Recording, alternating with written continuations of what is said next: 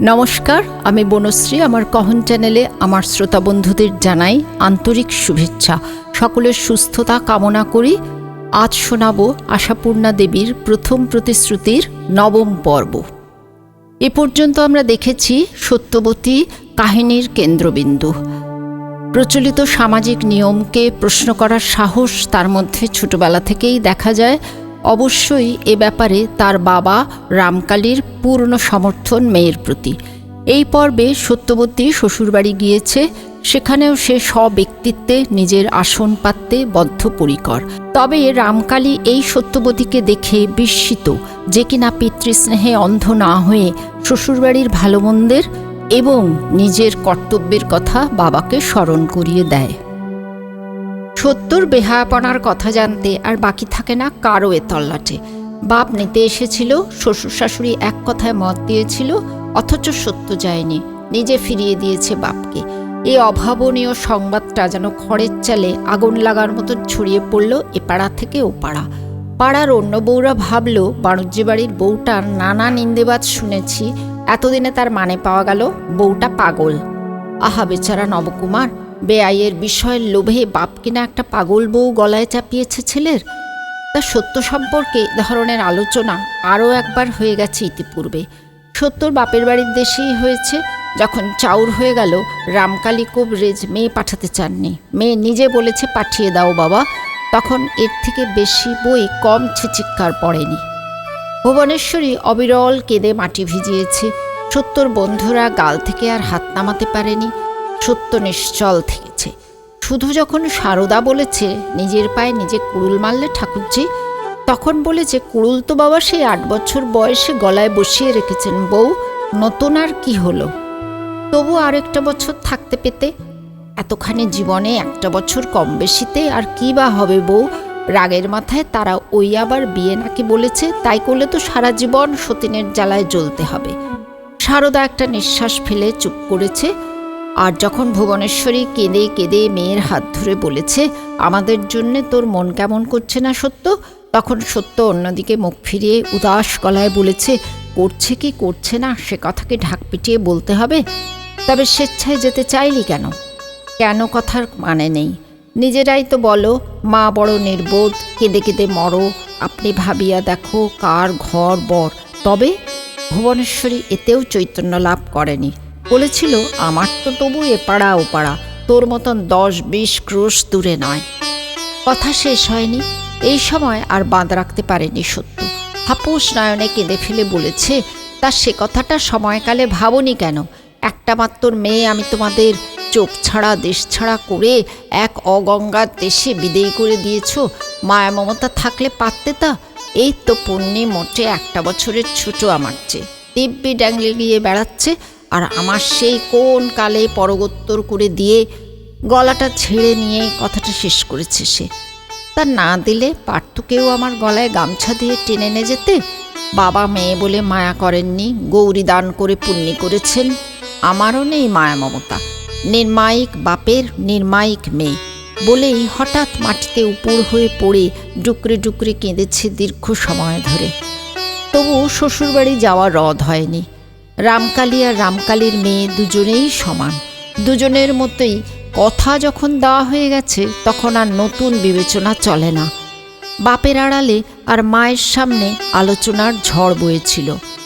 এবারের পালা এই। এবারে মোটামুটি সত্য আড়ালেই। শুধু সদু বলেছিল ধন্যবাদ তোমাকে বউ, নমস্কার। ছিচিক্কার দেব না পায়ের ধুলো নেব ভেবে পাচ্ছি নে। সত্য এর উত্তরে নিজেই হেঁট হয়ে সদুর পায়ের ধুলো নিয়ে হেসে বলেছিল দুগ্গা দুগ্গা, গুরুজন তুমি, ছিচিক্কারই দাও বরং, জন্মাবধি যা পেয়ে আসছি।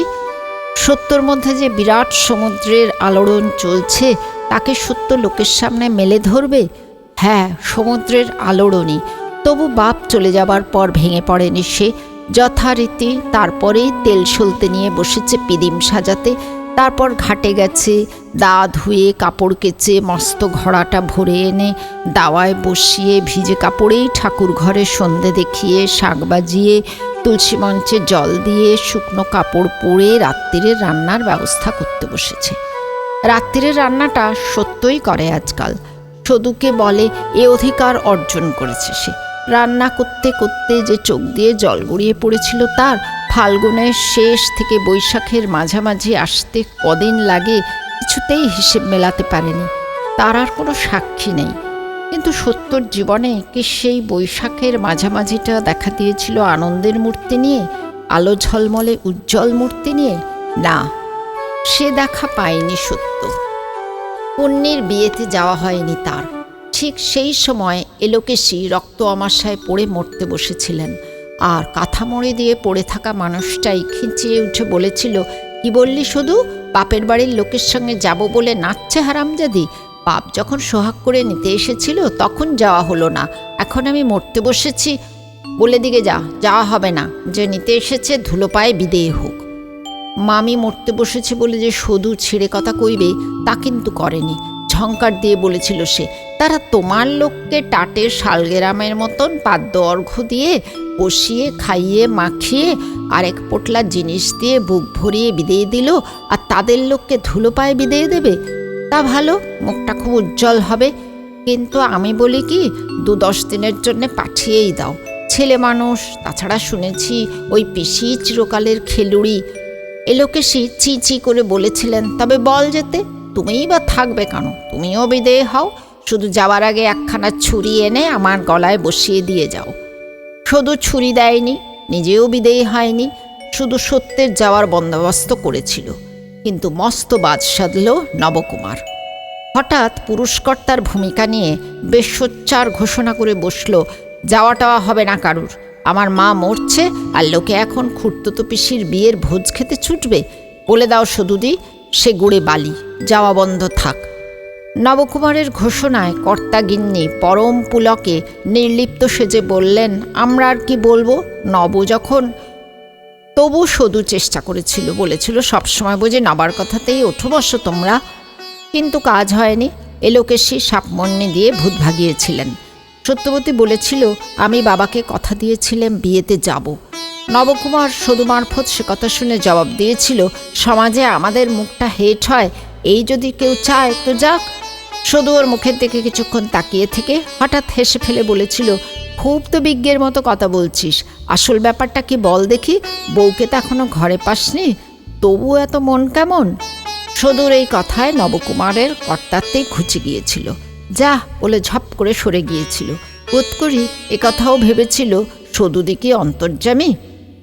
কিন্তু শেষ পর্যন্ত সত্যবতীই বেঁকে বসল। সদু যখন বহু চেষ্টায় রফা করেছিল নেমন্তন্ন রক্ষা করতে নবকুমার যাবে, সেই সঙ্গে বউও যাবে, 3টি দিনের কড়ারে বরকনে বিদেয় হবে, ওরাও চলে আসবে, তখন সত্যবতী হঠাৎ বলে বসল, দরকার নেই আমার এই এক মুঠো ভিক্ষে, 3 দিনের মধ্যে তো পাড়া ভেসে যাক, বাড়ির সব লোকগুলোর মুখও দেখে ওঠা হবে না। সে যাওয়ার লাভ, লোকে শুনবে সত্য এসেছিল, সত্য চলে গেছে। ছি, দেখো কথা, ভাত পায় না গয়না চায়, মুষ্টি ভিক্ষেই যে জুটছিল না, তবু বিয়েটাও তো দেখতে পাবি।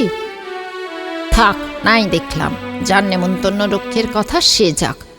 সে আর গিয়েছে, শুধু মন্তব্য করে, এবং ঠিকই করে। নবকুমার জোর হাতে বলে, রক্ষে করো বাবা। অতএব শেষ রক্ষে করেন নীলাম্বর। তিনি রামকালীর প্রেরিত লোকের হাতে পত্র দিয়ে দেন। নবকুমার বাবা জীবনের গর্ভধারিণী মৃত্যুশয্যায়, সে কারণে কাহারও যাওয়া সম্ভবপর হইল না। পত্রবাহকের হাতে লৌকিকতা বাবদ 2 টাকা পাঠাইলাম। রামকালী সেই পত্র পেয়ে দীর্ঘ সময় চুপ করে থেকে আসতে বলেছিলেন, ও টাকা দুটো তুই জলপানি খাস রাখু, আর শোন, বাড়ির মধ্যে বলে দিকে যা, সত্যর শাশুড়ি মরমর, তাই আসা সম্ভব হলো না। তারপর যথারীতি বিয়ে হয়ে গেছে। বৈশাখ কেটেছে, জ্যৈষ্ঠ আষাঢ় সব কেটে গেছে। রামকালী তার জামাতা বাবা জীবনের গর্ভধারণের মৃত্যু সংবাদ পাননি। এই না পাওয়াটা কি একটা মরুভূমির রুক্ষ বাতাসের মতো, যে বাতাস সমস্ত কোমলতা আর সরসতা মুছে নিতে পারে? নইলে রামকালী আস্তে আস্তে এমন নিরস কঠিন হয়ে গিয়েছেন কেন? কেন বেহাইয়ের সঙ্গে ভদ্রতা রক্ষা হিসাবে বেহানের কুশল সংবাদ প্রার্থনা করেননি? কেনই বা ভেবেছেন মেয়ে আনার জন্য হ্যাংলামি করার মধ্যে অগৌরব আছে? অন্তঃপুরের মধ্যে একখানে বিচ্ছেদ ব্যাকুল মাতৃহৃদয় যে রামকালীর এই কাঠিন্যের সামনে মুখ বেদনায় স্তব্ধ হয়ে পড়ে আছে, সেটা বোঝবার ইচ্ছে হয়নি কেন রামকালীর?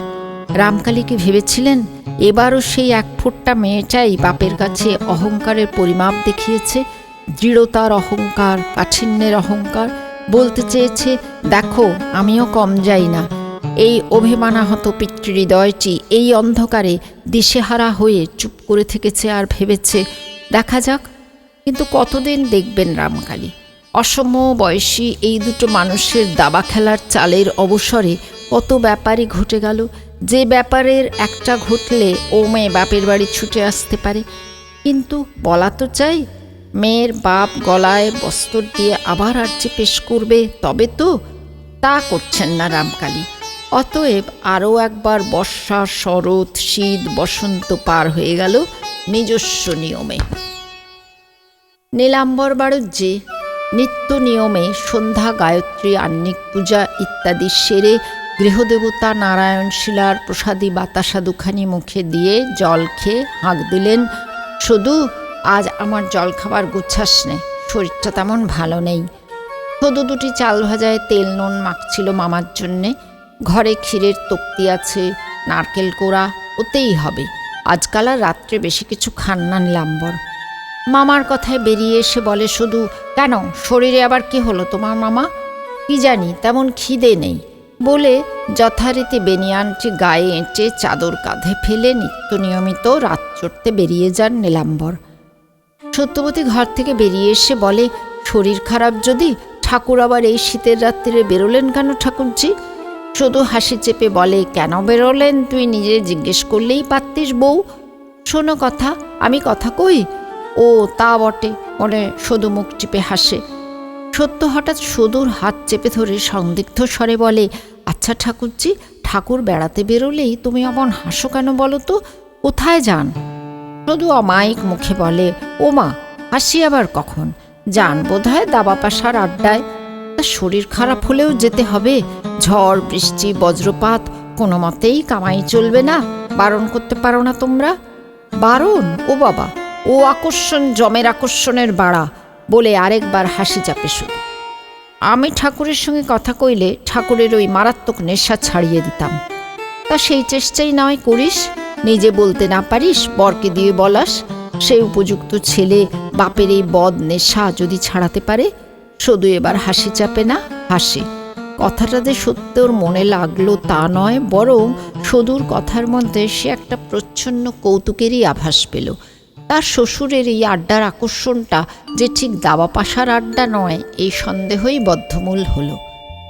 রাত্রে তাই ঘরে ঢুকেই প্রথম এই কথাটাই পাড়ে সত্য, আচ্ছা রোজ রাত্রিরে ঠাকুর কোথায় যান বলো তো? হ্যাঁ, কিছুদিন হলো রাত্রির অধিকার পেয়েছে সত্য, সদুরই প্রচেষ্টায়।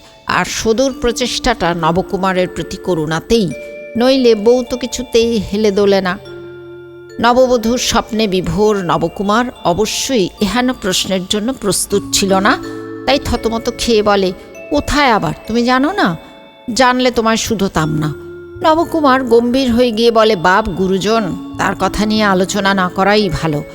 সত্য ভুরুকুচকে বলে, গুরুজনের নিন্দে করাই না হয় ভালো নয়, গুরুজনের কথা মাত্রই কওয়া দোষ।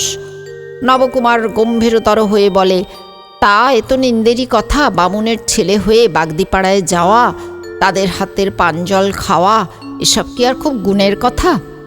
বাগদিপাড়ায় যাওয়া, তাদের হাতে পানজল খাওয়া? সত্যকে যেন তার স্বামী হঠাৎ ধরে ধোবার পাটে আছাড় মারল। সত্য তাই থতমত খায়, বলে, ও কথার মানে? সত্যর বয়সের দিকে তাকায় না নবকুমার। বউ সকল জ্ঞানের আধার হবে এইটাই ধারণা তার। তাই উদাস উদাস গলায় বলে, মানে যদি না বোঝো তো নাচার। বাপের সম্পর্কে স্পষ্ট করে আর কি বলবো? কথায় বলে, পিতা স্বর্গ পিতা ধর্ম। নইলে পথে ঘাটে যখন উল্লাসী বাগদিনীকে দেখি, তখন কি আর রাগে ব্রহ্মাণ্ড জ্বলে যায় না? কিন্তু কি করব, মনকে প্রবোধ দিতেই হয়, ভাবতে হয় যতই হোক মাতৃতুল্য। পূজনীয় পিতৃদেব সম্পর্কে কিছু বলবো না বলেও সবটুকুই বলে ফেলে নবকুমার নিশ্চিন্ত হয়ে স্ত্রীকে সমাদর করে কাছে টানতে যায়। কিন্তু এ কি, নৃত্যকার প্রফুল্ল প্রতিমা সহসা প্রস্তর প্রতিমায় পরিণত হলো কেন? সত্যি সত্য সর্বশরীর যেন পাথরের মতোই কঠিন হয়ে উঠেছে। আর সেই শরীরের মধ্যেকার মনটা, সেই মনটাও কি কাঠ হয়ে উঠল? অজানিত একটা ভয়ে? হ্যাঁ, ভয়ই। অনেক অনেক দিন আগে বালিকা সত্যর নিঃশঙ্ক চিত্ত যেমন ভয়ে কাঠ হয়ে গিয়েছিল, কাটোয়ার বউ শঙ্করীর এক অজানা অন্ধকার লোকের বার্তা শুনে, তেমনি ভয়। কিন্তু সেদিন ছিল শুধুই অন্ধকার, শুধুই ভয়। কিন্তু আজ সেই অন্ধকারের মাঝখানে জ্বলে উঠেছে একটা তীব্র বিদ্যুৎ শিখার চোখ ধাঁধানো আলো। আজকে সত্য সেদিনের অবোধ বালিকা নয়।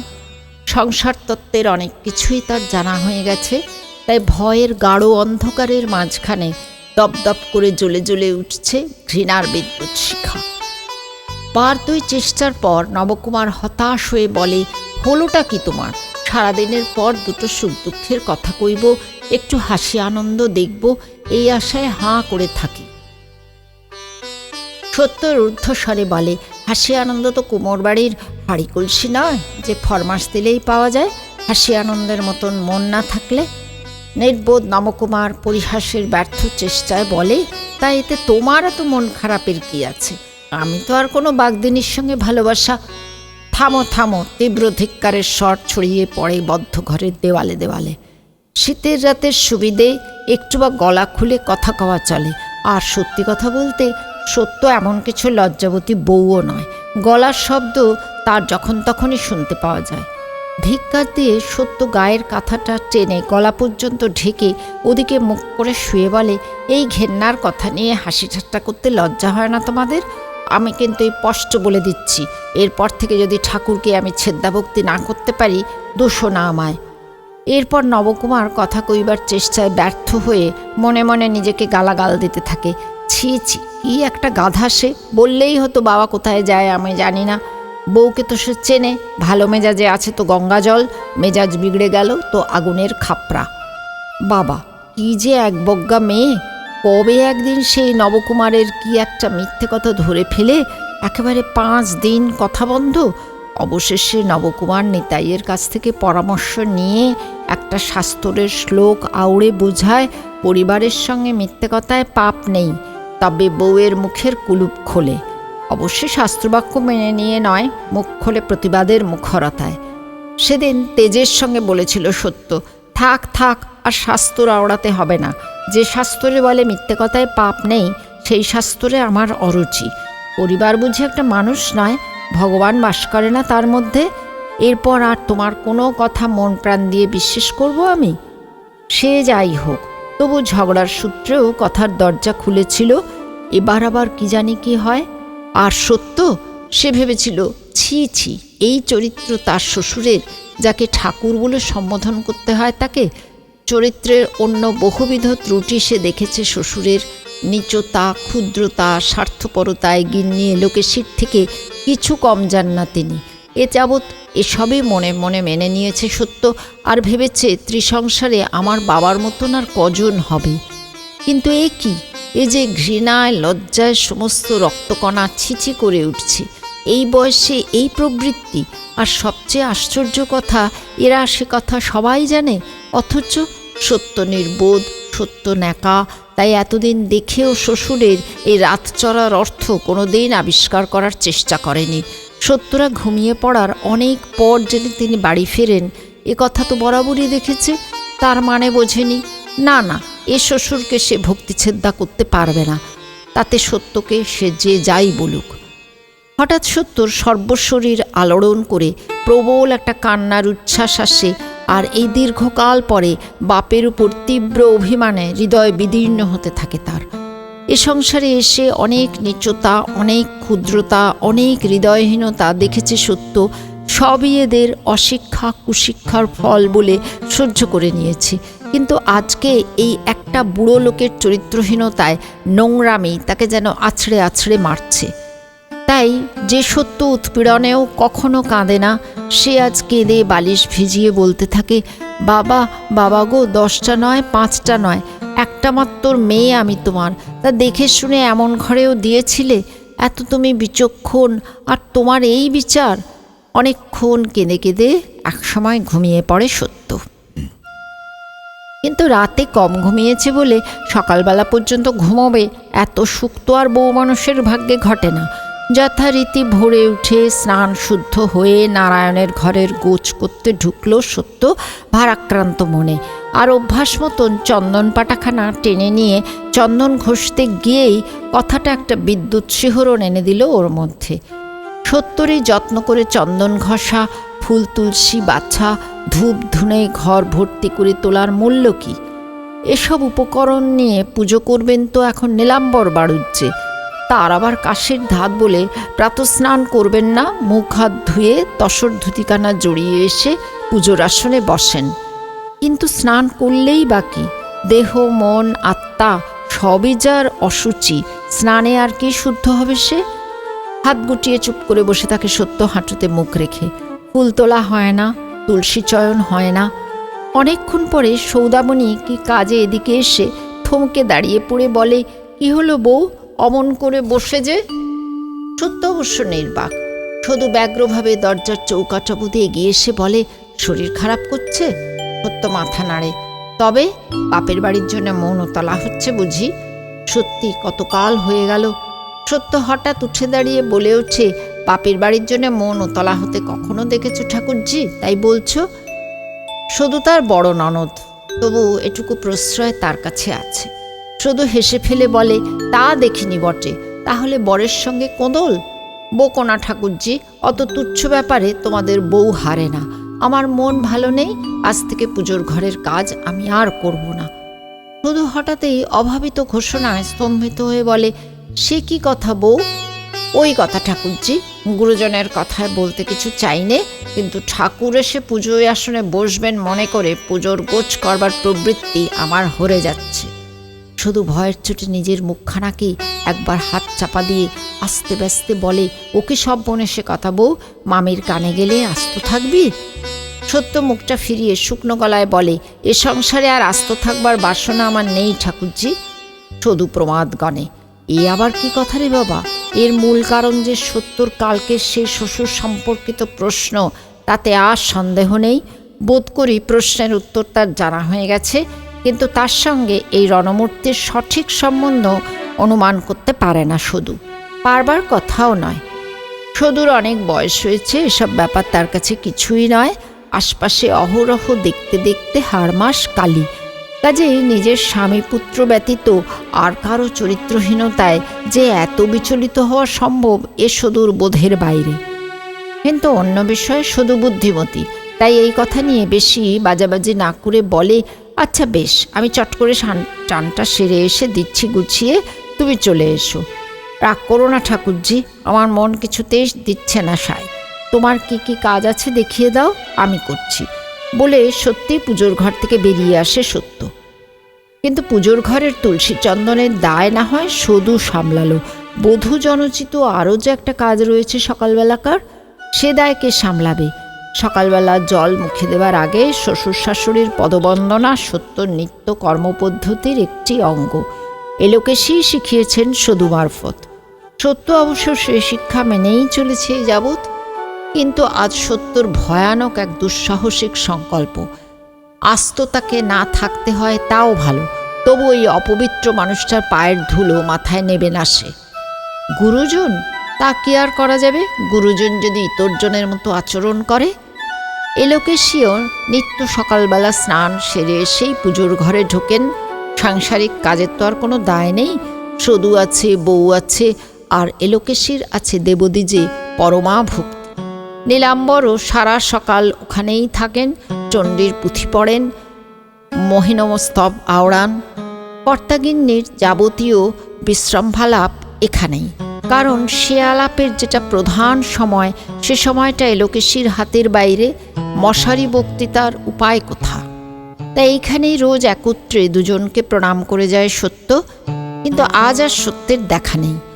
এলোকেশী কিছুক্ষণ পরে সদুকে ডেকে বিরক্তিব্যঞ্জক স্বরে বলে, আজ আর নবাব নন্দিনীর দেখা নেই যে, গেলেন কোথা? ব্যাপার বুঝতে সদুর দেরি হয় না, এবং বউয়ের এই বেখাপ্পা গোঁয়ে একটু বিরক্তই হয় সে। তবু সামলে নিয়ে বলে, যাবে আর কোথায়, ওই তো ওইদিকে, বলে কল্পিত ওদিকের দিকে তাকায় শুধু। এলোকেশী বলেন, ছেদ্দায় অচ্ছেদ্দায় দৈনিক একবার শ্বশুর শাশুড়ির পায়ে মাথাটা নোয়ানো, আজ থেকে বুঝি সে বরাদ্দ বন্ধ। নীলাম্বর, মহিনব স্তবের মাঝখানে উৎকীর্ণ হয়ে ওঠেন। ততক্ষণে সদু হাওয়া ওখানে গিয়ে ত্রস্তে ব্যস্তে বলে, কিরে বউ, এখনো পেন্নামটা ঠুকে আসিসনি বুঝি? সত্য হাতের কাজ সেরে উদাস মুখে বসেছিল। ঘাড় না ফিরিয়ে বলে, না, শাশুড়ির টনক নড়েছে, যা যা চট করে সেরে আয়। যেন ভুলে গেছে সত্য, তাই মনে পড়িয়ে দেওয়া। সত্য গম্ভীরভাবে বলে, দুজনে একত্রে বসে একজনকে পেনাম করলাম, আরেকজনকে করলাম না, ভালো দেখায় না। ঠাকুরুন এদিকে আসুন, তখন হবে। সদু এবার বিরক্তি গোপন করে না, বলে, তোর আবার বড্ড বেশি বাড়াবাড়ি বউ। স্বভাব দোষ আর কটা বেটা ছেলের নেই? তালুই মশাইয়ের মতন দেবচরিত্র কি আর সবাই? তা বলে স্বভাব দোষের অপরাধে শ্বশুরের পাওনা পেন্নামটা রদ হয়ে যাবে? বাবার কথা তুলে কাজ নেই ঠাকুরজি, তবে আমার যাতে মন নেয় না সে কাজ আমি করতে পারি না। এক হিসাবে উনি পতিত, শালগ্রামের পুজো দ্বারা হওয়া উচিত নয় বলে সত্য জোরে জোরে নিঃশ্বাস নিতে থাকে। বোধ করি মানসিক উত্তেজনাতেই। সদূর কিছুক্ষণ আর বাকশক্তি থাকে না। খানিক বনে দাঁড়িয়ে থেকে আস্তে আস্তে বলে, তোর মতো লেখাপড়া শিখিনি বউ, এত কথা বুঝবার ক্ষমতা নেই। আমি সার বুঝি, যে যা করে করুক, আমার কর্তব্য আমি করে যাব। মনে অভক্তি পুষে ভক্তি দেখানোটাই কি কর্তব্য ঠাকুরজি? শুধু চট করে কথার উত্তর দিতে পারে না, কি যেন একটা বলতে চায়, কিন্তু ইত্যবসরে পিছনে এসে দাঁড়িয়েছেন বাঘিনী। মনের মধ্যে তার সন্দেহের ধোঁয়া, যেন বুঝেছেন একটা কিছু হয়েছে। বাঘিনীর মতনই হাঁক করে রঙ্গস্থলে পড়েন তিনি। কর্তব্য অকর্তব্যের কথা কি হচ্ছে রে শুধু? শুধু চুপ, সত্য চুপ। এলোকেশই ফের প্রশ্ন করেন, মুখে কথা নেই কেন? কি সলা পরামর্শ হচ্ছিল দুজনে শুনি? তুই শুধু আমার খাবি পড়বি আর আমারই বউ ভাঙাবি? কবে বিদেয় হবি তুই আমার সংসার থেকে? কথাটা নূতন নয়, এটাই এলোকেশীর কথার মাত্রা। প্রতিবাদ শুধু কোনোদিনই করেনি, কিন্তু আজ হঠাৎ বিচলিত স্বরে বলে ওঠে, ছলা পরামর্শ আমি তোমার বউকে কোনোদিন দিই নে মামি, সৎ পরামর্শেই দিই। সত্যি মিথ্যে বউই বলুক। বউয়ের অবশ্য শাশুড়ির সামনে কথা বলবার কথা নয়, কিন্তু সত্য যখন যখন এই নিয়ম লঙ্ঘন করে বসে, তাই আজও ফাঁস করে বলে, সে কথা হাজারবার সত্যি। ঠাকুরজি আমাকে সৎ পরামর্শই দিতে এসেছিল, কিন্তু সে পরামর্শ আমার মনে ন্যায্য বলে না ধরলে? তুমি এদিকে এসেছো, ভালোই হয়েছে বলে সত্য মুহূর্তে হাত বাড়িয়ে শাশুড়ির পায়ের ধুলো মাথায় নিয়ে বলে, যতই যা হোক তুমি সতীলক্ষ্মী। সতীলক্ষ্মী অবশ্য প্রথমটা বেশ কিছু হক চুকিয়ে যান, তারপর বলেন, এসবের মানে কি সদি? মানে বুঝতে আমিও অপারগ মামি। শুধু বেজার মুখে বলে যায়, বউ পারতো নিজে বুঝিয়ে বলুক। সত্যি আজ তার ভারী রাগ হয়েছে। এ আবার কিরে বাবা, তিলকে তাল করা, ডেকে অশান্তি ডেকে আনা। বিশ্বভুবনে যে কথা কেউ কখনো শোনেনি, বলেনি, ভাবেনি, সেই কথা ওই এক ফোঁটা মেয়ের মাথায় আসেই বা কি করে? আর বুকের পাটা, এ যাবৎ সত্তর অনেক বুকের পাটা দেখেছে শুধু, দেখে মূর্ছিত হব হব হয়েছে, কিন্তু আজকের সঙ্গে যেন কোনো দিনের তুলনাই হয় না।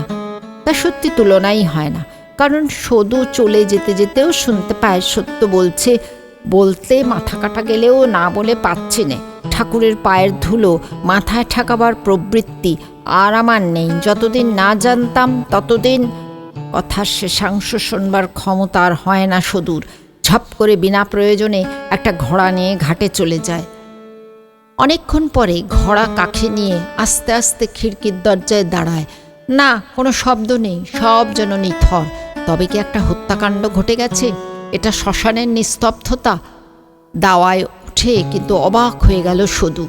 দেখে মাঝের ঘরের দরজার কাছে গোটা 2-3 গামছা বাঁধা পুটুলি আর মামা মামি দুজনে মিলে একখানা ছেঁড়া কাপড়ে বড় একটা ধামা বাঁধছেন। ধামা অবশ্য বোঝাই, কি আছে ঠিক বোঝা যাচ্ছে না। এটা অপ্রত্যাশিত। সদুর বুকের রক্ত হিম হয়ে যায়। এই সময়টুকুর মধ্যে এত গোছগাছ হয়ে গেল, আর কেনই বা হলো? এরা কি তাহলে বউয়ের সঙ্গে পেরে না উঠে দেশত্যাগী হচ্ছেন? কথাটা তাই। এ আর এক অভিনব রূপ এলোকেশীর। সদুর সঙ্গে চোখাচোখি হতেই এলোকেশী বলেন, ননদ ভাজে পুণ্যের সংসার করো শুধু, পাপিতাপিরা বিদেয় হয়ে যাচ্ছে। শুধু ঘোড়া নামিয়ে বসে পড়ে বলে, মামি তুমি কি খেপেছ? তা খেপলে জগৎ দুষতে পারবে না শুধু। দশে ধর্মে সবাইকে শুধিয়ে এসো, এতেও যদি মানুষ না খেপে তো কিসে খেপে? ও তো একটা পাগল, ওর কথা আবার ধর্তব্য? গলা নামিয়ে বলে শুধু। পাগল? আঝাড়া কেউটে। তুই আর বউয়ের হয়ে ওকালতি করতে আসিস না সদি। এত বড় একটা মান্যিমান মানুষ পুত বউয়ের ধিক্কারে জীবন বিসর্জন দিতে যাচ্ছিল, অনেক বুঝিয়ে নিবৃত্তি করে যাচ্ছে এখন গুরুপাটে। তারপর যা আছে অদৃষ্টে।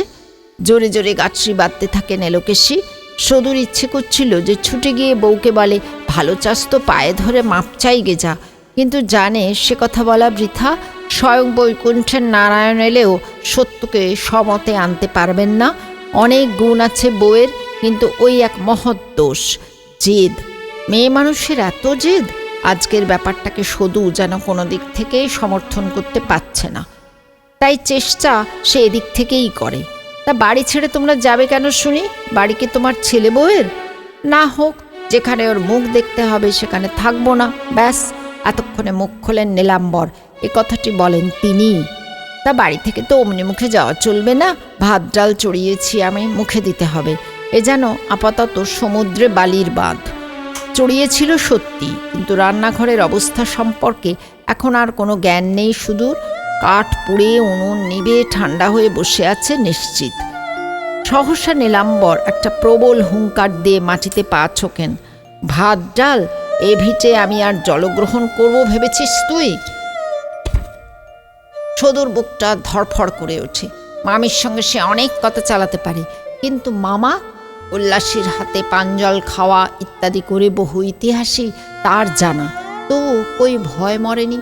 আর ওই বউ পাগল কোথায় পেলে ওই ভয় জয়ের মন্ত্র, যে মন্ত্রের জোরে স্বচ্ছন্দে বলা যায় উনি তো পতিত, শালগ্রামের পুজো করা ওর উচিত নয়। বেশি গভীরে ভাববার ক্ষমতা থাকে না সদুর। শুধু ভাবতে থাকে, নবাটা আবার আজকেই হাটে দেরি করছে, আর এই ভয়ানক দুর্দিনে কি হাটবারও হতে হয়? শুধু কি করবে? গিয়ে বউয়ের পায়ে ধরবে, নাকি রান্নাঘরে শিকল তুলে দিয়ে কোথাও আঁচল বিছিয়ে শুয়ে থাকবে? তারই বা এত ভয় পাওয়ার কি আছে? তার দোষে তো আর নবকুমারের মা বাপ দেশত্যাগী হচ্ছে না। সাহস দেখে কি সাহস জন্মায়? দুঃসাহস দেখে দুঃসাহস। তাই সে হঠাৎ অন্যমূর্তি ধরে। ঠিক আছে, চুলোয় জল ঢেলে দিয়ে গিয়ে বলে চলে যায়। আশ্চর্য আশ্চর্য, গিয়ে দেখে সত্য কিনা রান্নাঘরের দাওয়ায় বসে শাক বাজছে। মুখ দেখে কিছুই বোঝা যাচ্ছে না। সদুর আর সহ্য হয় না। সে বলে ওঠে, ও পিণ্ডির কাজ করে আর কি হবে? গিলবে কে? বাড়ির কর্তাগিন্নি তো সংসার ত্যাগ করছে। সদুকে অবাক করে দিয়ে সত্য বলে, সংসার ত্যাগ করা তো সোজা নয় ঠাকুরজি। সংসার ত্যাগ করতে বসে কেউ সমস্ত সংসারটাকে পুটুলি বেঁধে নিয়ে যেতে চায় না। মিছে ভাবছ, কেউ কোথাও যাবে না। উনুনে আমি কাঠ ঠেলে দিয়েছি, তুমি দেখো এইবার। তা সত্যর কথাই ঠিক। শেষ পর্যন্ত কর্তা গিন্নি দেশত্যাগের সংকল্প বর্জন করে থেকেই গেলেন। শুধু ভাত খাওয়ার সময় একটু বেশি সাধ্য সাধনা করতে হলো সদুকে। থেকে গেলেন অবশ্য তারা নবকুমারের নির্বেদে। নবকুমার দুজনের পায়ে মাথা খুঁড়ে রক্তগঙ্গা হতে চাইল, আর মায়ের পা ছুঁয়ে শপথ করল বউকে শাসন করে দেবে। ছেলের এতটা কাতরতা সহ্য করতে না পেরেই বোধ করি ওরা এ যাত্রা স্থগিত রাখলেন। আর এই এতদিনের মধ্যে কখনো যা করেনি নবু, আজ তাই করে বসলো। দিনের বেলায় কথা কয়ে বসলো বউয়ের সঙ্গে। কিন্তু বউকে কে বাগ মানাতে পেরেছিল নবু? বউকে খোসামত করে পায়ে পড়তে গিয়ে? না, এ কথা কোনো দিন সত্যর মুখ দিয়ে বার করতে পারেনি নবকুমার। আমার অন্যায় হয়েছে। শুধু শেষ পর্যন্ত যখন নব আত্মঘাতী হওয়ার ভয় দেখিয়েছিল, তখন সত্য বলে উঠেছিল, ঘেন্না ধরে যাচ্ছে সবেতেই। পুরুষ না হয়ে মেয়ে মানুষ হয়ে জন্মাওনি কেন তুমি? এই বিধাতার রহস্য। বেশ, ছেদ্দাশূন্য পেন নামে যদি তোমাদের এত দরকার থাকে তো করব কাল থেকে সেই ন্যাকড়া। রাত্রে অবশ্য নবকুমারের ভিন্ন রূপ। সুন্দরী তরুণী স্ত্রীর সঙ্গে বাক্যালাপ বন্ধের দুঃসহ কষ্ট বহন করবার মতন শক্তি তার নেই। তাই যেচে বলে মা বাপকে শুনিয়ে শুনিয়ে একটু শাসন করতে হলো, নইলে বলবে ছেলে বউকে মাথায় তুলে রেখেছে। আজ আমার কথা কইতে মন নেই, ক্ষমা দাও বলে পাশ ফিরে শুয়েছিল সত্য। আর বেশ কিছুক্ষণ পরে হঠাৎ ধড়মড়িয়ে উঠে বসে বলেছিল, আমি কলকাতায় যাব। নবকুমার চমকে বলে, কলকাতায়? কলকাতায় যাবে তুমি? এতক্ষণে বুঝতে পারছি মাথাটাই বিগড়েছে তোমার। কেন? মাথা না বিগড়লে কলকাতায় যায় না কেউ? তোমার মাস্টারের মাথা খারাপ? মাস্টারের সঙ্গে তোমার তুলনা? তিনি বেটা ছেলে, একা যাচ্ছেন, একা আসছেন, গিয়ে বন্ধুর বাসায় উঠছেন, তুমি এসবের কোনটা করবে? সত্য তীব্র স্বরে বলে, বেটা ছেলে আমি নয়, তুমি তো। তুমি যেতে পারবে না? তোমার সঙ্গেই যাব, আশা করে থাকবো। নবকুমার স্তম্ভিত হয়ে বলে, তোমার সঙ্গে সঙ্গে আমি তো উন্মাদ হইনি। মা বাপ দেশ ভিটে ছেড়ে যাব কিনা কলকাতায় বাসা করতে? কেন শুনি? কেন তা শুনবে? দেখতে যাবে তোমাদের ওই বারুইপুরের বাইরেও আরও জগৎ আছে। দেখে আমার দরকার? সত্য চরম ধিক্কারের স্বরে বলে, দরকার? কি দরকার তাও তোমাদের এই বারুইপুরের গর্তয় পড়ে থেকে বোঝার ক্ষমতা হবে না? নবকুমার এ কথার অর্থ ধরতে পারে না। একটা জোরালো যুক্তির জোর দিয়ে বলে, মেয়ে মানুষ কলকাতায় যাবে? জাত ধর্ম কিছু আর থাকবে তাহলে? সত্য গম্ভীর স্বরে বলে, ঠাকুরের যদি এখনো জাত থেকে থাকে, শালগেরাম নাড়ার অধিকার থেকে থাকে, তো আমারও কলকাতায় গিয়ে জাতের হানি হবে না। আবার সে এক কথা, পুরুষের 2.5 পা বাড়ালেই শুদ্ধ, মেয়ে মানুষের তাই হবে? চামড়া দেওয়া কলের জল খেতে হবে তা জানো? খেতে হলে খাবো, সেখানেও আরও 10 জন ব্রাহ্মণ সজ্জনের যা গতি হচ্ছে তাই হবে। কেন, হালদার বাড়ির মেজো ছেলে যায়নি কলকাতায়? বউ নিয়ে যায়নি, তা মরা বউকে কি আর শ্মশান থেকে তুলে নিয়ে যাবে? হালদারের ছেলে গেছে চাকরি করতে। সত্য দৃঢ়ভাবে বলে, তুমিও তাই যাবে? আমি? উপহাসের হাসি হেসে উঠছে নবকুমার। আমি যাব কলকাতায় চাকরি করতে? কেন নয়? তুমি যত ইংরেজি শিখেছ এ তল্লাটে আর কেউ শিখেছে? অন্যদিন হলে নবু অবশ্যই স্ত্রীর এই স্বীকৃতিতে বিগলিত হতো, কিন্তু আজ তার প্রাণের সুখ নেই সে সুর। তাই বলে, শুধু বিদ্যে থাকলেই তো হবে না। সত্য জোড়া ভুরু কুচকে বলে, তার কি থাকা দরকার? বিপদের মুখে ফস করে সত্যি কথাই বলে বসে নবু, দরকার সাহসে। সত্য 1 মিনিট চুপ করে থেকে ঝুপ করে শুয়ে পড়ে বলে, আচ্ছা সেটা আমি যোগান দেব। কিন্তু এত বড় আশ্বাসেও কি বিশেষ কাজ হলো? হলো না। নবকুমার ক্রুদ্ধ প্রশ্ন করল, পরের চাকরি করতে যাবই বা কেন? ঘরে আমার ভাতের অভাব, দেখে শুনে চালাতে পারলে পায়ের উপর পা দিয়ে বসে কাটিয়ে দিতে পারি তা জানো? কি জন্যে করবো দাসত্ব? সত্য গম্ভীরভাবে উত্তর দিল, বসে খাবো এ বাসনা ঘোচাবার শিক্ষা পেতেই যাওয়া দরকার। চলল অনেক কথা কাটাকাটি, আর বহুক্ষণ কথা কাটাকাটি করে নবকুমার এই কথাই ব্যক্ত করল, আমার দ্বারা হবে না, স্পষ্ট বলে দিচ্ছি। সত্য দৃপ্ত স্বরে বলে উঠল, আমিও স্পষ্ট বলে রাখছি, কলকাতায় আমি যাব। মেয়ে মানুষ কলকাতায় গেলে আকাশের বজ্র রেশে মাথায় পড়ে কিনা তা দেখব। কিন্তু সে দৃশ্য কবে দেখতে পেয়েছিল সত্য? তখনই কি না, দেখতে তার আরও অনেক দিন লেগেছিল। ভিজে ন্যাকড়াকে তাতিয়ে শুকিয়ে সে ন্যাকড়ায় সলতে পাকিয়ে তবে প্রদীপ জ্বালতে হলে সময় একটু লাগবে বই কি। ততদিনে সত্য 2টি ছেলের মা হয়েছে। শীত, গ্রীষ্ম, বর্ষা, বসন্তের অচ্ছেদ্য শৃঙ্খলে বন্দী এই নিয়মতান্ত্রিক পৃথিবীর রাজ্যটার প্রধান প্রজা মানুষগুলোর জীবনের কিন্তু না আছে নিয়মের নিশ্চিন্ততা, না আছে শৃঙ্খলার আশ্বাস। তাকে না বিধাতা না প্রকৃতি কেউ কোনোদিন দেয়নি নিশ্চিত নিয়মের ভরসা। তাই সহজ সুস্থ মানুষও রাতে ঘুমোতে যাওয়ার আগে স্থির বিশ্বাস নিয়ে বলতে পারে না সকালের আলো সে দেখবেই, বলতে পারে না তারা ভরা বসন্তের মাঝখানে বজ্রের অভিশাপ নেমে আসবে না, শরতের সোনালি আলোকে মুছে দিয়ে শুরু হয়ে যাবে না অপ্রতিরোধ্য ধারাবর্ষণ। না, জোর করে এসবের কিছুই বলতে পারে না মানুষ। সে জানে না কখন তার আশায় গড়া সুখের ঘরখানি তছনছ করে দিয়ে যাবে অতর্কিত মৃত্যুর নিষ্ঠুর থাবা, অথবা সে ঘরকে বিকল করে দিয়ে যাবে আকস্মিক দুর্ঘটনা অথবা দুরারোগ্য ব্যাধি। কে বলবে এই নিয়মের দেবতা কোথায় বসে আছেন তার অমোঘ নিয়ম নিয়ে? তবু রামকালী কবরেজের সংসারের উপর্যপরি দুর্ঘটনাগুলো দেশশুদ্ধ লোককে যেন হতচকিত করে দিল। আগুন লেগে বাইরের বড় 8চালা দোকানা ভস্মীভূত হয়ে যাওয়াটাও কেউ অতটা বিস্ময়বোধ করেনি, কারণ হুতাশনের ক্ষুধাটা ভাগ্যের মার হলেও তার মধ্যে মানুষের অসতর্কতা অথবা মানুষের কারসাজির ছাপটা স্পষ্ট দেখা যায়। তাছাড়া রামকালীর উপর ভাগ্যের মারটা সেই প্রথম। না, রামকালীর 8চালায় আগুন লাগার মধ্যে কেউ শত্রুর কারসাজি আবিষ্কার করতে যায়নি। ওটা যে নিতান্তই অসতর্কতার ফল এটা সবাই বুঝেছিল। ব্যাপারটা এই, এ বাড়ি থেকে আগুন সংগ্রহ করে নিয়ে যাওয়া কাছাকাছির প্রায় প্রতিটি পড়শিরই নিয়ম।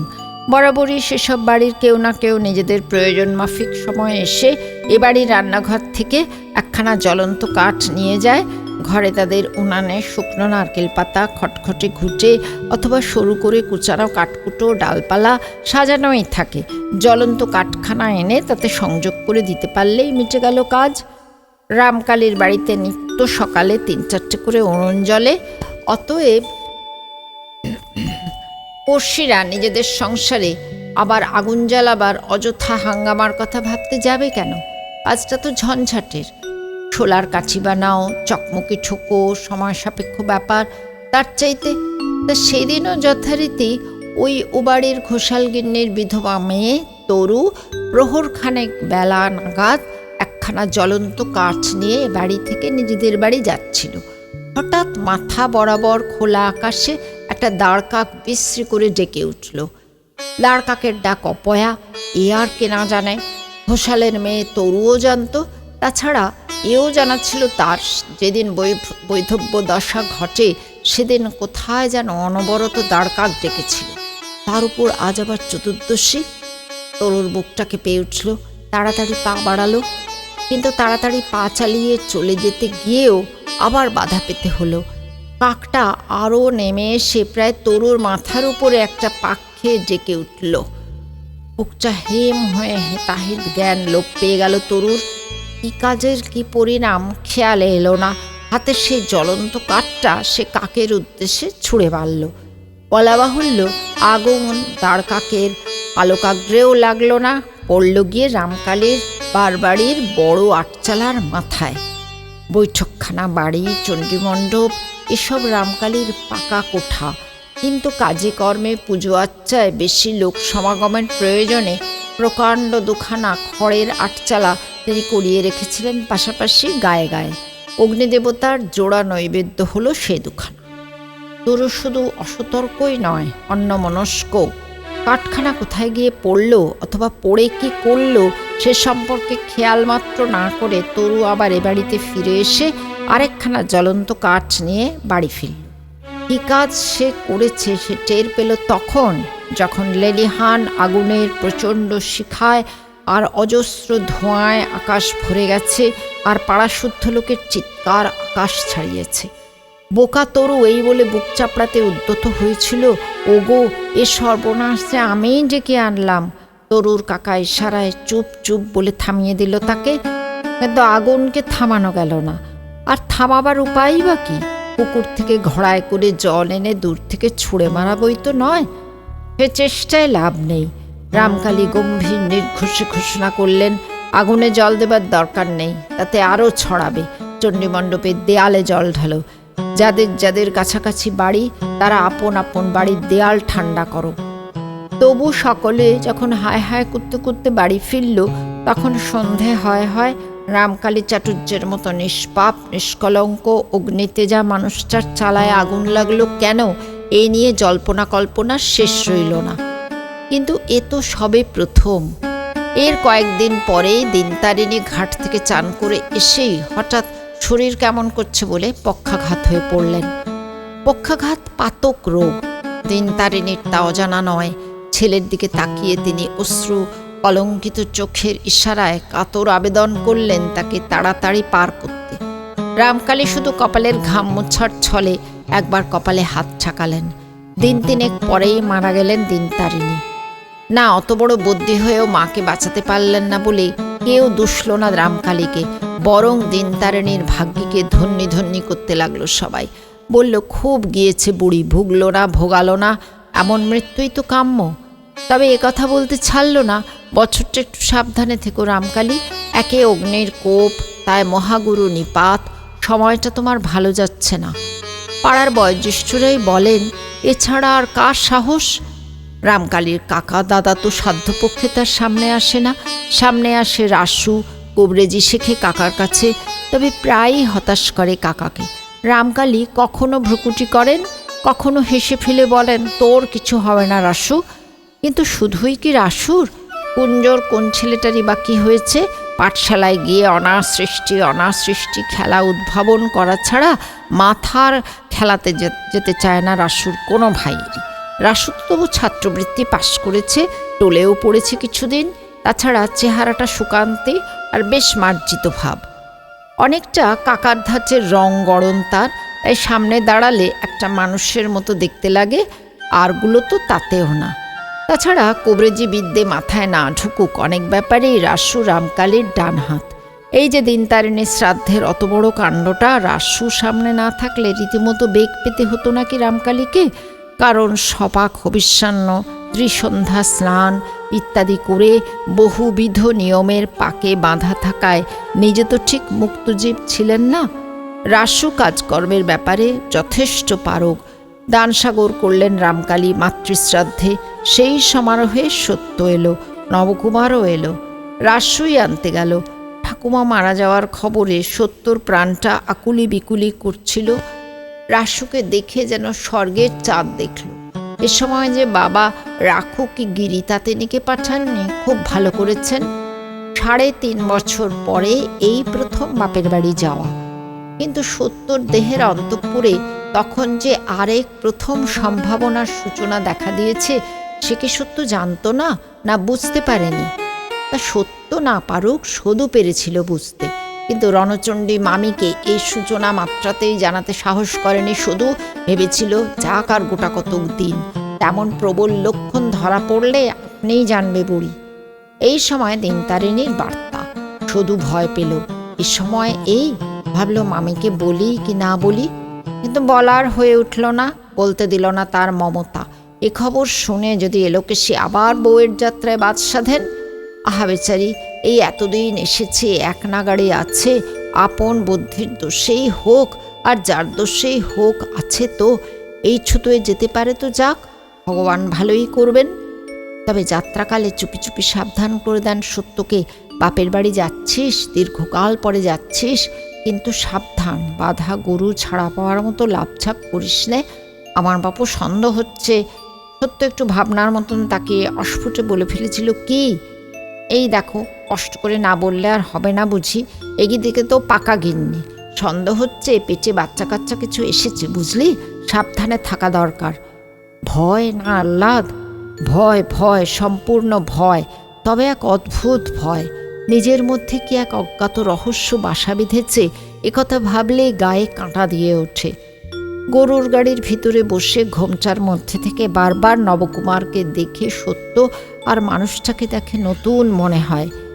এ খবর ও পেলে কি না জানি না হবে সেই অবস্থাটা।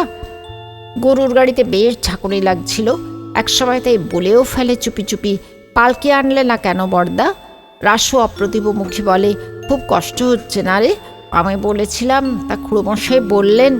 একটু ইতস্তত করেই বলে ফেলে রাসু, বললেন কাজের বাড়িতে চারিদিক থেকে আত্মকুটুম্ব আসবে, সবাইকে তো আর পালকি জোগানো যাবে না।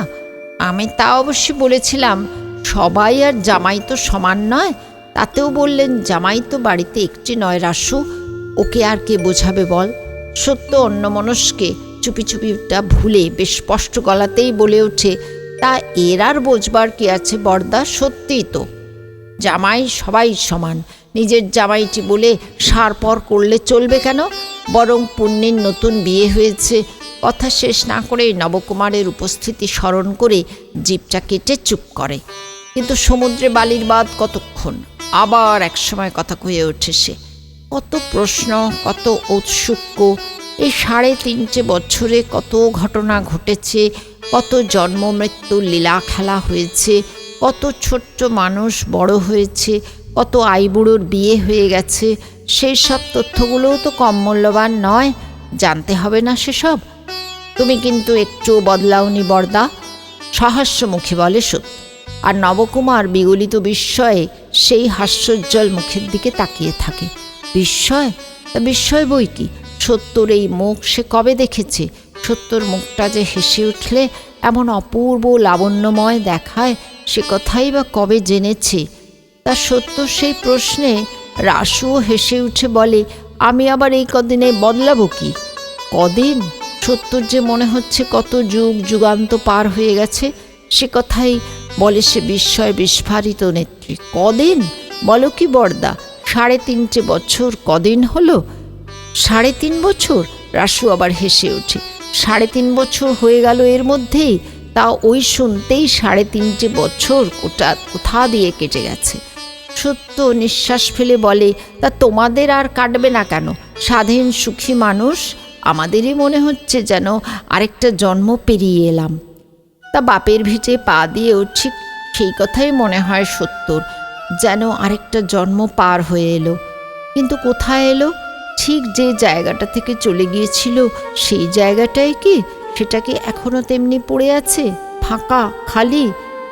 হয়তো ছিল, হয়তো আছে, কিন্তু এই জন্মান্তর পার হয়ে আসা মেয়েটা কি আর এখন সেই খাঁজে ধরবে? কোনো মেয়েকেই কি ধরে? গোত্রান্তরের সঙ্গে সঙ্গেই কি অন্তরের বিরাট একটা পরিবর্তন হয় না? যে মেয়েটা হয়তো উঠতে বসতে বকুনি খেয়েছে আর নিতান্ত অবহেলায় খেলে খেলে বেরিয়েছে, সে হয়ে ওঠে আদরের অতিথি, সমীহর কুটুম্ব। কোনখানে তবে আশ্রয় পাবে সেই মেয়েটা? এত বড় কাজের বাড়ি, তবু ওরা সত্যর সঙ্গে সঙ্গে ফিরছে। সারদা, ভুবনেশ্বরী, শিবজার নাতনি দুটো, এমনকি মোক্ষদা পর্যন্ত। সত্য কি খাবে, সত্য কোথায় শোবে, সত্য কোথায় বসবে, সত্যর কিছু চেয়ে পাওয়া হলো না, এই সব। ভুবনেশ্বরীর তো কথাই নেই, তার শাশুড়ি গেছেন মহা অসোচ, ছুঁয়ে নেড়ে কিছু করবার ক্ষমতা নেই, তবু বলে বলেই যা পারে। ব্যাপারটা স্বস্তিকর নয়। এ যেন প্রতি মুহূর্তে মনে পড়িয়ে দেওয়া, তুমি কুটুম, তুমি অতিথি। একসময় ঝেঁঝেই উঠল সত্য, মার উপরই উঠল। কি চাও বলো তো তোমরা? এক্ষুনি আবার শ্বশুরবাড়ি চলে যাই? বাবা, তোমাদের এই আদরের ঠেলা সামলানো আমার কম্য নয়। বাড়িতে তো আরও মেয়ে এসেছে, কই তাদের নিয়ে তো এত হইচই করছো না? কথাটা সত্যি, আরও শ্বশুর ঘর করা মেয়ে এসেছে। পুণ্যি তো এসেইছে, কুঞ্জর 2 গিন্নিবান্নি মেয়ে এসেছে, শিবজার মেয়ে এসেছে, রামকালীর যে ছোট খুঁড়ো নেই তার 3-3টে মেয়ে এসেছে, কুঞ্জর সহোদর বোনের মেয়েরা এসেছে, তারা ঝাঁকের কই হয়ে রয়েছে। শুধু সত্যকে নিয়েই ভুবনেশ্বরী মেয়ের এই ঝংকারে অপ্রতিভ হয়ে বলে, তারা সবাই পেরায় আসে। তোর মতন কে এমন ঘর বসতে গিয়ে একেবারে 3-4টে বছর কথা শেষ করতে পারেনি ভুবনেশ্বরী। সত্য মার এই রুদ্ধবাক মুখের দিকে তাকিয়ে একটু নরম হয়ে বলে, বুঝলাম, কিন্তু আছি তো দিন কত, কাজ মেটতেই তো পালাচ্ছি না। সে কথা হয়ে গেছে ওখানে। তখন করো মেয়েকে আদর গোবর। এখন তোমার শাশুড়ির ছিরাদ্দ, এখন মানায় মেয়ে নিয়ে সোহাগ করা? ভুবনেশ্বরী সজল চোখে বলে, কদিন থাকবি তুই জানিস। থাকবো বাবা, 1 মাস 2 অন্তত থাকবো, হয়েছে সে কথা।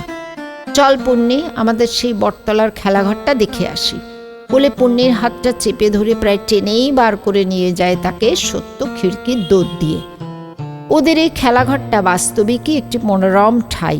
স্থান নির্বাচনের ব্যাপারে প্রশংসা অর্জন করতে পারে ওরা। প্রকাণ্ড একটা বুড়ো বটগাছ ঝুড়ি নামিয়ে নামিয়ে খানিকটা জায়গা এমন একটা ছায়াপূর্ণ আশ্রয়গৃহ নির্মাণ করে রেখেছে যে 2-1 পশলা বৃষ্টি হয়ে গেলেও বোধ করি সেই গৃহবাসীর মাথা ভিজবে না। রোদের তো কথাই নেই, প্রায় প্রবেশ নিষেধ তার। এখানেই সত্যদের শৈশবের খেলাঘর। তা শ্বশুরবাড়ি যাবার কদিন আগে অবধিও খেলেছে সে। এখনই পরিত্যক্ত ভূমি, এখনকার ছোটদের অন্য খেলাঘর। নিকোনো চুকোনো গাছের গোড়াটা এখন ধুলো ভর্তি হয়ে থাকলেও সারি সারি ছোট্ট ছোট্ট উনুনগুলো এখনও পুরনো স্মৃতি বহন করে পড়ে আছে ক্ষতবিক্ষত দেহ নিয়ে। কি যত্নেই এই উনুনগুলো পেতেছিল ওরা। কিছুক্ষণ গাছের গোড়ায় বসেই থাকলো সত্য চুপ করে। ঠিক সেই মুহূর্তে যেন কথা কইবার শক্তি নেই। অবত্যা পুণ্যিও চুপ। অনেকক্ষণ পরে একটা দীর্ঘ নিঃশ্বাস ফেলে সত্য বলে, আশ্চর্য দেখেছিস পুণ্যি, সবাই বদলে গেছে, সব বদলে গেছে, অথচ এই তুচ্ছ জিনিসগুলো অবিকল আছে। পুণ্যিও নিঃশ্বাস ফেলে, সত্যি যা বলেছিস। সত্য আস্তে আস্তে দেখিয়ে দেখিয়ে বলে, এই উনুনটা পুঁটির, এটা খেদির, এটা টেপির, এটা গিরিবালার, এটা সুশীলার, এটা তোর, তাই না? নিজের কথাটা আর বলে না। পুণ্যি বলে, সে কথা, এইটা তোর ছিল, দেখ ভাঙা হাঁড়ি কুড়িগুলোও রয়েছে পাশ করে। হ্যাঁ, খেলাঘরের পাশকুড়ো একটা ছিল বই কি, সবই তো থাকা প্রয়োজন। পাশকুড়, পুকুরঘাট, গোয়াল, ঢেকিঘর, অনুষ্ঠানের ত্রুটি হবে কেন? বড়রা যে খেলাঘর নিয়ে মত্ত, ওরা তো তারই নিখুঁত অনুকরণ করবে। ওদের মাটির আর কাঠের পুতুলগুলো ঘাটে বাসন মেজেছে, খাড় কেচেছে, ঢেকিতে পাড় দিয়েছে, রেঁধেছে, কুটনো কুটেছে, বাটনা বেটেছে, ছেলে ঘুম পাড়িয়েছে, কর্তব্যের তিলমাত্র ফাঁকি দিতে পায়নি। তাদের কাজের ছুতোয় মুখর হয়ে উঠেছে এই বুড়ো বটতলা। বসে থাকতে থাকতে হঠাৎ উঠে দাঁড়ায় সত্য, বলে চ পুণ্যি, আর দেখতে ইচ্ছে করছে না, বুকের ভেতরটা কেমন মুচড়ে উঠছে। তা পুণ্যের মধ্যেও সেই মোচড় পড়ছিল। সেও বলে চ, আর মায়া করা বিড়ম্বনা। যেদিন পরগোত্তর করে দূর করে দিয়েছে সেদিন থেকেই তো সব ঘুচেছে, মেয়ে জন্মটাই ছাই। সত্য আরেকবার বড়সড় একটা নিঃশ্বাস ফেলে বলে, মেয়ে জন্মটাই ছাই নয় রে পুণ্যি, আমাদের বিধেন দাতারাই ছাই। পরগোত্তর করে দিয়ে জন্মের শোধ পর করে দেবার হুকুম ভগবান দেয়নি। এই যে তুই আমার চিরকালের বন্ধু, তোর বিয়েতে আসা হলো না, এই দুঃখ কি মলেও যাবে? যাবে না। তবু তো এলাম না, এসব কি ভগবান বলেছে? তার নিঃশ্বাস ফেলছে বলে যে হাসছে না, গল্প করছে না, পাড়া বেরিয়ে বেড়াচ্ছে না, সে কথা ভাবলে ভুল হবে। সেটা যথারীতিই চলেছে। গল্পের সমুদ্র, কথার পাহাড়, পাড়ার কোন মেয়েটা শ্বশুরবাড়ি গেছে, কোন মেয়েটা বাপের বাড়ি আছে, তার তল্লাশ করে বেড়ানো আর গল্পে মুখর হয়ে ওঠা, এটা প্রবল প্রবাহেই চলছে। নিঃশ্বাসটা নিভৃতে, একান্ত নিভৃতে, মনের অন্তরালে রয়েছে সেই নিঃশ্বাস। এত পূর্ণতার মধ্যেও কোথায় যেন একটা সুগভীর শূন্যতা। সেই শূন্যতার উপরই বুঝি পা রাখতে হয়েছে সত্যকে, তাই পায়ের নিচে মাটি খুঁজে পাচ্ছে না। সে শূন্যতা সত্য আর এদের নয়, এ সংসার সত্যর নয়। বিরাট কাজের বাড়িতে কে কোথায় ঠাঁই পেয়েছে কে জানে। মেয়েরা মেয়ে মহলে, পুরুষরা বার মহলে, কোঠাঘরে সব জামাই কুটুম আর নবনির্মিত আটচালার নিচে জ্ঞাতিগোত্তর। নবকুমার যে কোনখানে আছে সত্য জানে না, মাঝে মাঝে সেটা মনে পড়ছে। আহা, মানুষটা মুখচোরা লাজুক, কোথায় কিভাবে আছে কে জানে, এসে অবধি তো দেখা হয়নি। বাবা সহস্র কাজে বেড়াচ্ছেন, বাবার এমন সময় নেই যে জামাই নিয়ে তদারকি করে বেড়াবেন। যা করে পাঁচজনে। কী ভাবছো আমাকে কে জানে। থেকে থেকে সেই মানুষটার কথা মনে পড়ছিল। মন কেমন ভাবটা ছিল। আবার একটু অহংকারী দুষ্টবুদ্ধিও ছিল। ইচ্ছে হচ্ছিল একবার লোকটাকে ডেকে বলে, দেখছো তো, সবই দেখছো, বুঝতে পারছো, তোমার মা যতই হেলাফেলা করুন, নেহাত হেলাফেলা ঘরের মেয়ে আমি নই। কিন্তু এসব বলার সুযোগ কোথা? বিয়ে বাড়ি নয় যে সবাই রঙ্গরসে মাতবে। মাতৃদায় উদ্ধার বলে কথা। তাছাড়া অনেকের মধ্যে একজন হলেও দিনতারিণীর পোস্টটা বাড়ির গিন্নির ছিল বই কি। ছোট ননদদের তিনি যতই ভয় করে চলে থাকুন আর ছেলেকে যতই সমীহ করে আসুন, সবাই জানত গিন্নি বলতে দিনতারিণী। সেই গিন্নির জায়গা শূন্য হয়ে গেলে সবাইয়েরই ফাঁকা ফাঁকা লাগে বই কি। খেটে খেটে উজেরবার হচ্ছে সবাই। এর মাঝখানে কার এ কথা মনে উদয় হবে, সত্যর সঙ্গে সঙ্গে সত্যর বরের দেখা করিয়ে দিই কোনো ছলচুতোয়। তাছাড়া চাতক পক্ষীর অবস্থা তো নয় সত্যর। এই দীর্ঘকাল নিশ্ছিদ্র বরের ঘর করে এসেছে সে। সত্যর বরকে দেখতে ইচ্ছা হবে, এ চিন্তা তাদের মনে উদয় হবার কথা নয়। উদয় হচ্ছে এক ভুবনেশ্বরী, কিন্তু সে তো সব দিকেই বন্দিনী। একে তো শাশুড়ি মরার নিয়ম নীতির দায়, তার উপর মেয়ের ভয়ের দায়। ওরকম চেষ্টা করতে গেলে সত্য যে খেপে উঠবে না, এ প্রতিশ্রুতি কে দেবে ভুবনেশ্বরীকে? কিন্তু সত্যর মা কি সত্যকে সবটা বুঝে উঠতে পেরেছে? পারেনি। সত্য যে ছলছুত খুঁজে বেড়াচ্ছিল, এ তার ধারণার বাইরে। তা অবশেষে হয়ে গেল যোগাযোগ। নিয়মভঙ্গের যজ্ঞি মিটতে প্রায় সন্ধে হয়ে গেছিল। সত্য পুকুরঘাট থেকে আঁচিয়ে একবার নিজের মামার বাড়ি পর্যন্ত গিয়েছিল মামিদের সঙ্গে। জোর পায়ে ফেরার সময় নেড়ুর সঙ্গে দেখা। নেড়ু দাঁড় করালো, মুখটা রহস্যে উদ্ভাসিত করে বলল, এই সত্য, তোর ভূতের ভয় আছে? ভূতের ভয়? গেছো ভূতের ভয়। নির্ঘাত আছে, তাই না? নির্ঘাত আছে, সত্য মুখ নেড়ে বলে। এলেন আমার গণৎকার ঠাকুর। নেই ভয়? ঠিক বলছিস। এই ঝিকমিকি বেলায় তোদের সেই বটগাছতলায় যেতে পারিস? যেতে আর হয় না। জনমনুষ্যী যায় না সেখানে। ওরে আমার কে রে, কেউ যায় না সেখানে? তুই যাস না তাই বল, তুইও কম খেলিস নি সেখানে, তবু মায়া মমতা নেই। আমাদের কথাই আলাদা। আমি আর পুণ্যি যাইনি যেন। গিয়েছিলি? নির্যশ, তুই হঠাৎ এমন নাকা হচ্ছিস কেন রে নেড়ু? প্যাঁচার চোখ গুনতে যেতাম না আমরা? আহা, সে তো আগে, এখন শ্বশুর ঘর করে করে সাহস হরে যায়নি। ইল্লি রে, গেলেই হলো। চল না, দেখিয়ে দিচ্ছি। এক পর রাত অবধি বসে থাকতে পারি তা জানিস? বলে গটগট করে এগিয়ে যায় সত্য নির্ভয় নিশ্চিন্তে এই কোণে দেখা আলোতেও, যেখানটা প্রায় গভীর অন্ধকার।